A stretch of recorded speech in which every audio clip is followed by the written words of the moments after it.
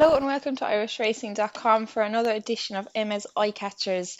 Each week I'm going to be picking out my favourite winning performance, an eye-catching loser, and hopefully an anti-post bet that's maybe something that showed up during the week that might be worth backing at this early stage. But look, to kick off the show, I'm going to go with my favourite winning performance of the week, and it's a really hard one this week because there was so many good ones. Like going all the way from Thurles on Thursday through to Fairyhouse on Sunday. There's been some massive performances like Firefox and Ballyburn was a massive race. Tiupu, loved that performance from him, putting his head down and grinding Imperi Pass out. But I'm going to actually stick with one who opened his account for Willie Mullins in a Thurles maiden hurdle. On last Thursday was Daddy Longlegs. He was very eye-catching, new recruit for the Willie Mullins team, came from France, and he looks like he could have all options open for him at this stage. He was like, everything he did during the race was just very, very slick, very, very professional, and he made what was, I think, like a decent enough maiden hurdle field look very, very average. You could talk about horses who destroy maiden hurdle fields, but there was a couple of horses in the placings here, Irish Panther and Cletus Pula. I mean, they're not going to be bad horses, but this guy just made them look very, very average. Probably has the ability to do an awful lot higher than this. Probably a grade one horse in waiting. You'd imagine he's entered in the Future Stars race at Leopardstown. Paul Townend did mention that 2 miles probably isn't the limit for him, so probably all options open trip wise.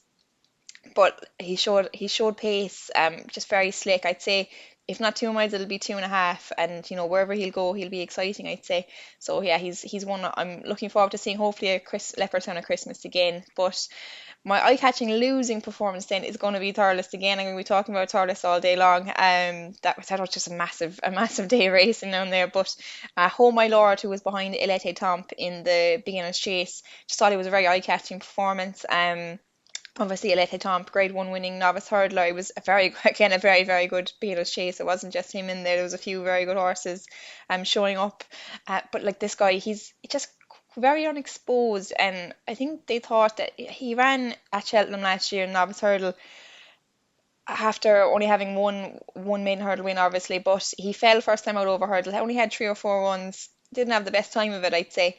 Just a bit unlucky, but I'd say probably coming here behind a very fancied stablemate, have given him a quiet, kind of nice introduction to chasing, and it was a really lovely run. He was spring heeled the whole way around. He maybe might have been worried about his jumping, looking at his hurdles for him, but he was very, very good and running on well at the end. So yeah, he's one. I'm not sure where he'll go next, but he'll be one I'll be following anyway. I think he can probably step up on that a lot and maybe deliver on the promise that Willie was saying he was showing last year. So definitely one to put in the notebooks. And to finish up the show, I'm going to go with an anti-post selection, and it's going to come from Thurles again. Surprise, surprise. But it's going to be for the Savills Chase in Leopardstown at Christmas. I just thought Classic Getaway ran a massive race. He beat horses who were in the mid 150s very easily after a long layoff. He showed massive promises at stages during his career. Just hasn't really been sound enough to show it, probably at the racetrack. I just really liked the performance. Danny Mullins was glowing about him afterwards.